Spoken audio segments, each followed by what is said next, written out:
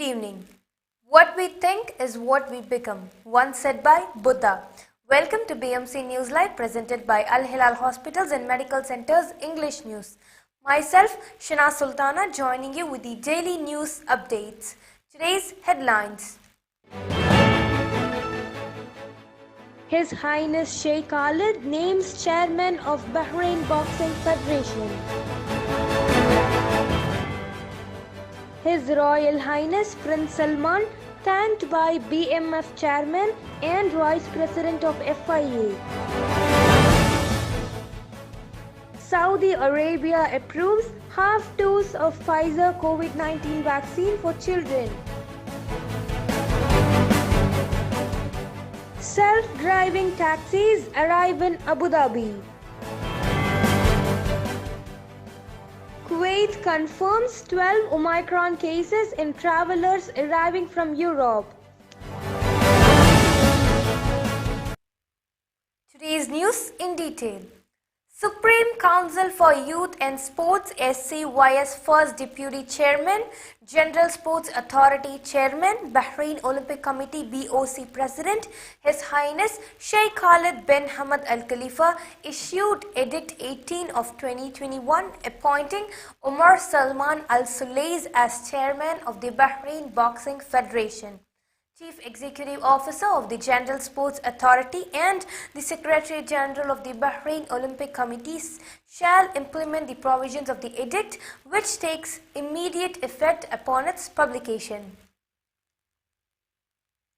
His Royal Highness Prince Salman bin Hamad Al Khalifa, the Crown Prince and Prime Minister, yesterday received cables of thanks from the Chairman of the BMF Bahrain Motor Federation and Vice President of the FIA, His Excellency Sheikh Abdullah bin Isa bin Mohammed Al Khalifa.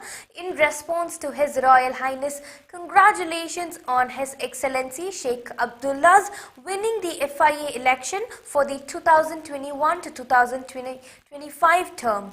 His Excellency Sheikh Abdullah commended the progress of the sports sector in Bahrain as part of the kingdom's comprehensive development led by His Majesty King Hamad bin Isa Al Khalifa.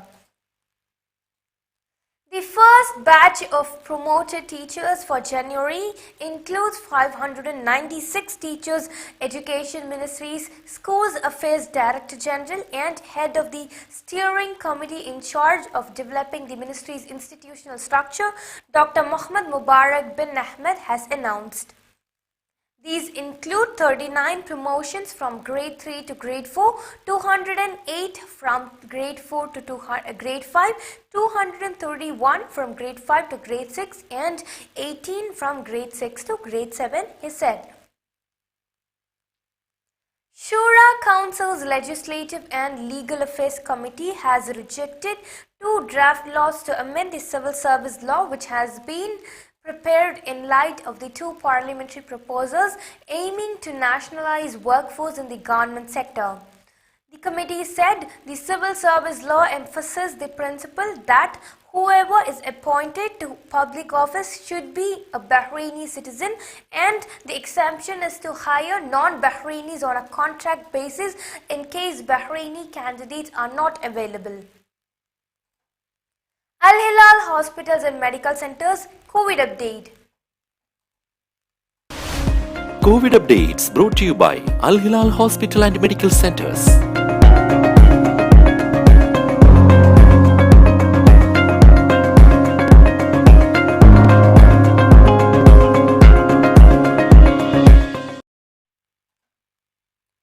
A human rights unit has been set up at a Public Prosecutions International Corporation office. This follows a decision issued by Attorney General Dr. Ali bin Fadl Al Busainin to upgrade the office. Health authorities in Bahrain have partnered with a second private consultant to verify the credentials of medical professionals. The National Health Regulatory Authority (NHRA) has signed an agreement with Dubai-based Qadre Bay, which will authenticate the documents of potential employees.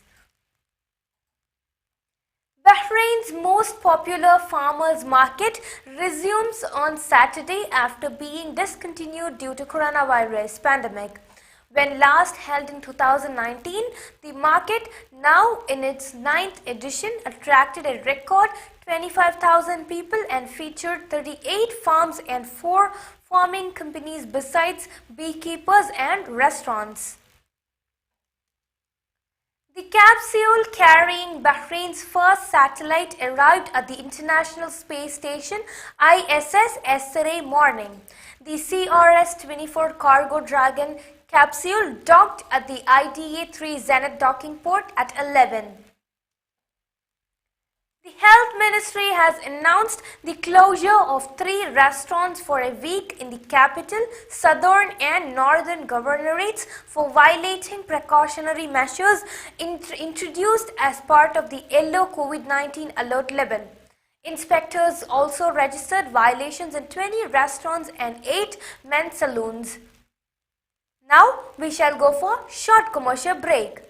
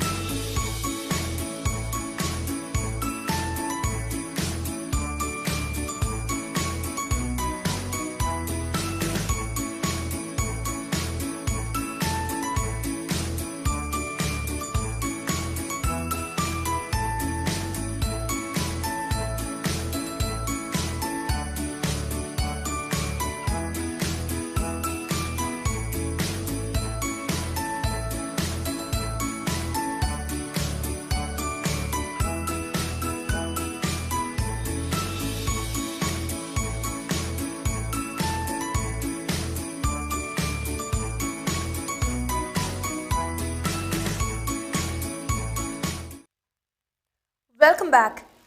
Bahrain's successful COVID-19 experience can help the World Health Organization (WHO) formulate its regional strategy to combat the pandemic in the coming year, said a top official.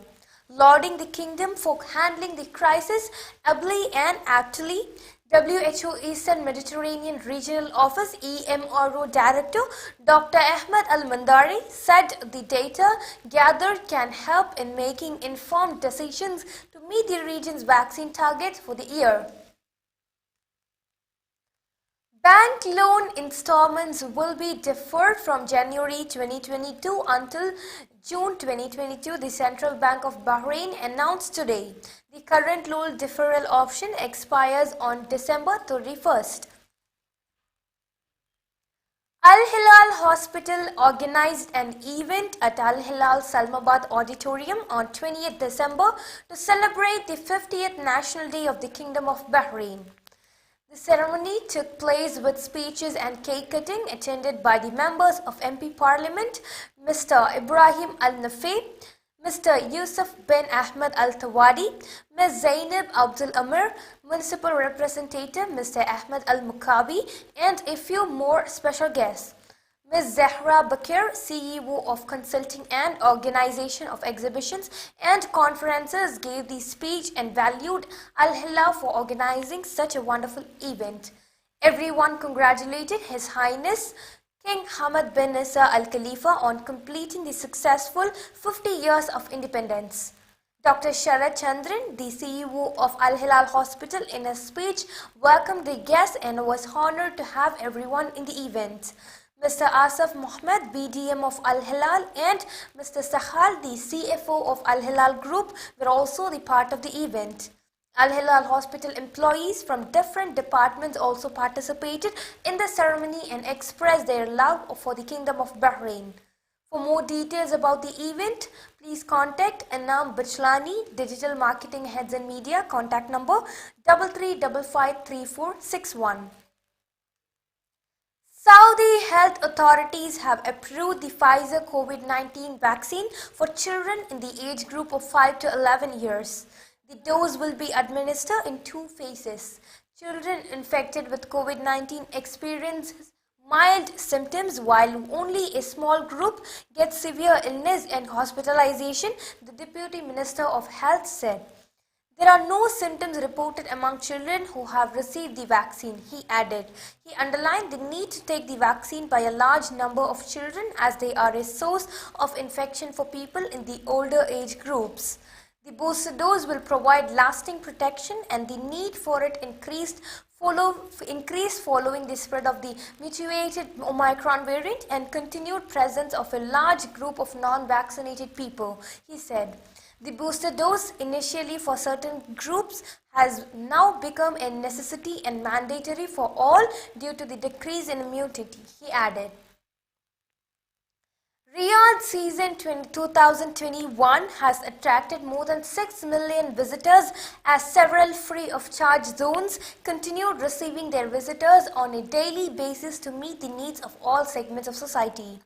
Riyadh season's free of charge zones include Zaman Village, Nabat Al Riyadh and Al Salam Tree, as the free of charge zone of Nabat Al Riyadh was opened in late November to be one of Riyadh season's 14 entertainment zones that are highlighting the historical and cultural features of the kingdom with visual presentations that narrate cultural and historical stories by simulating the regions of the kingdom, including those stories of the walls of Masmak Palace, in addition to presenting musical performances, popular dishes, and a display of fashion representing various regions of the kingdom.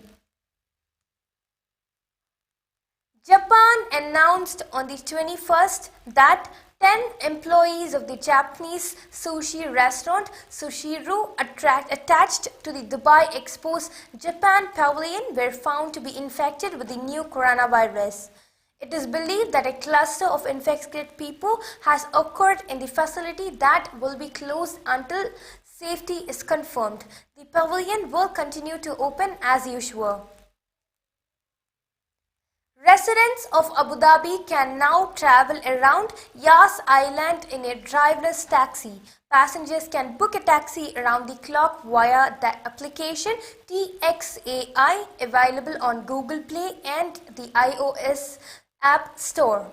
The user is required to be in one of 9 locations in Yas Island to book a trip. The second phase of the initiative will involve increasing passenger transport operations by operating over 10 vehicles in different areas around Abu Dhabi.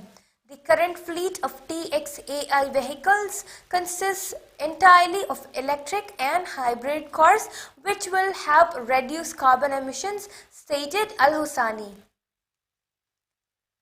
Kuwait has confirmed that 12 travelers arriving from Europe tested positive for the Omicron COVID-19 variant, the health ministry said on Wednesday. All those who have tested positive upon arrival are currently isolated and in quarantine in accordance with the ministry's preventive measures. Meanwhile, authorities have urged all those arriving in Kuwait, even if they are not infected with the virus, to self-isolate in case of infection and to follow all other preventive measures, including avoiding gatherings and wearing face masks. Authorities have also called on postponing any travel plans except for necessary trips. A total of 137 Kuwaiti women have registered to join military service on the first day of the registration period. The opening of registration for women who wish to join the army is an appreciation and gratitude for the great role played by Kuwaiti women. The 137 women registered on the first day of the registration period, which will continue until January 2nd, 2022. Candidates should fulfill the eligibility criteria, which include that they must be aged between 18 and 26 years, physically fit and of good conduct. They should also pass a personal interview. With this, we come to the end of today's news. Stay tuned for daily news updates in BMC News Lab English at 7:30 p.m. Thank you so much for watching. Signing off by Shana Sultana. Good night.